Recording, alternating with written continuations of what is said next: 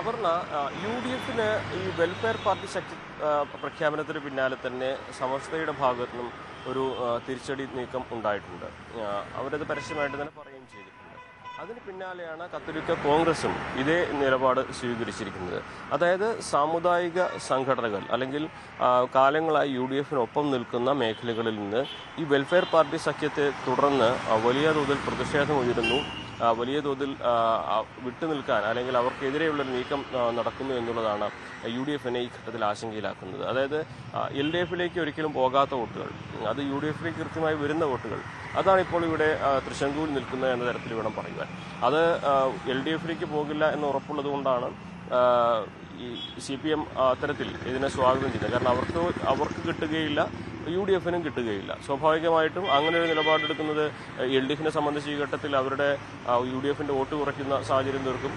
അപ്പോൾ ഇതിന് വലിയ പരിക്ക് കൂടാതെ എങ്ങനെ പരിഹരിക്കാമെന്ന കാര്യമാണ് UDF ആലോചിക്കുന്നത്. ഇന്നലെ നമ്മൾ KPCC അധ്യക്ഷൻ സണ്ണി ജോസഫുമായി കാര്യങ്ങൾ സംസാരിക്കാൻ ശ്രമിച്ചിരുന്നു. പക്ഷേ അദ്ദേഹം മറുപടി പറയാതെ ഒഴിഞ്ഞു പറഞ്ഞു. കാരണം ഇതിൽ ഒരു പരസ്യമായ പ്രതികരണം പെട്ടെന്ന് നടത്തി നിലവിലെ സാഹചര്യം വഷളാക്കാൻ അവർ ഉദ്ദേശിക്കുന്നില്ല. പക്ഷേ ഇന്നിപ്പോൾ എന്താണെങ്കിലും അവർക്ക് കാര്യങ്ങളിൽ നിലപാട് വ്യക്തമാക്കേണ്ടി വരും. കാരണം ഇന്ന് ഈ ഒരു വിഷയം തന്നെയായിരിക്കും മുഖ്യമായും പ്രചാരണ വിഷയമാവുക.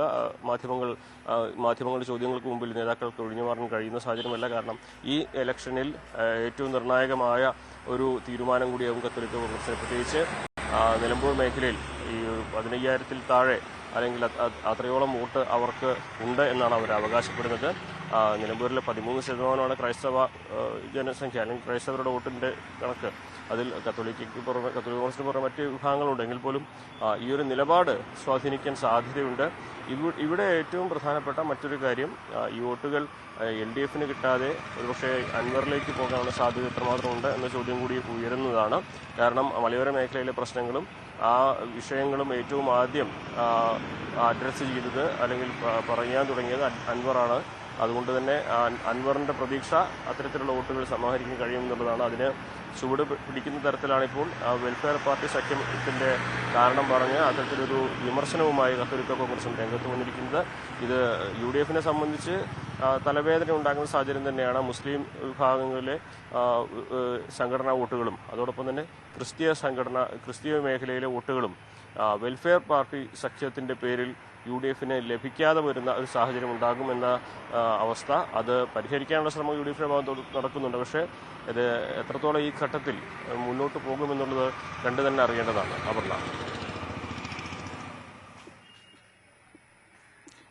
ശരിക്കും തീർച്ചയായിട്ടും അനുമതി. നമുക്ക് അതിലേക്ക് വരുന്നതിന് മുൻപ് ഈ KT ജലീലിന്റെ പ്രതികരണമാണ് കണ്ടത്. KT ജലീൽ ഈ വിഷയത്തിനകത്ത് പറഞ്ഞിരിക്കുന്നത് സാദിഖ് അലി ശിഹാബ് തങ്ങളെ കൊണ്ട് ഹാഗിയ സോഫിയ ലേഖനം എഴുതിച്ചത് ജമാഅത്തെ ഇസ്ലാമിയാണെന്നുള്ള പ്രതികരണം KT ജലീൽ നടത്തിയിരിക്കുന്നു. സ്വാഭാവികമായിട്ടും ക്രൈസ്തവ സമൂഹത്തിന് പലതരത്തിലുള്ള വിഷമങ്ങളുണ്ടായ സംഭവമാണ്. ആ തരത്തിലുള്ള പ്രതികരണങ്ങൾ വന്നതാണ്. ഇത് ഈ കത്തോലിക്ക കോൺഗ്രസ് എടുത്തിരിക്കുന്ന നിലപാടിൽ ഈ തരത്തിൽ, അതായത് ജമാഅത്തെ ഇസ്ലാമിയുമായിട്ടുള്ള UDF-ന്റെ ഈ പുതിയ ബാന്ധവം കത്തോലിക്ക കോൺഗ്രസിനെ സംബന്ധിച്ചോളം ഒരു പഴയ മുറിവ് കൂടിയാണ് ഉണർത്തി വിട്ടിരിക്കുന്നത് എന്ന് KT ജലീൽ പ്രതികരിക്കുന്ന ഒരു സാഹചര്യം കൂടിയുണ്ട്.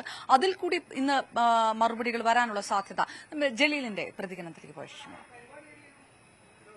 ഹാഗിയ സോഫിയ വിഷയത്തിൽ അവിടേക്ക് ക്രൈസ്തവർ ഇനി ആരാധനക്കായി പ്രവേശിക്കാൻ പാടില്ല എന്നുള്ള തീരുമാനത്തെ ശക്തമായി അനുകൂലിച്ചുകൊണ്ട് ഒരു ലേഖനം തന്നെ സാദിഖ് അലി ശിഹാബ് തങ്ങൾ എഴുതുകയുണ്ടായി. അതിന്റെ പിന്നണിയിൽ പ്രവർത്തിച്ചവരും ജമാഅത്തെ ഇസ്ലാമിക്കാരാണ്.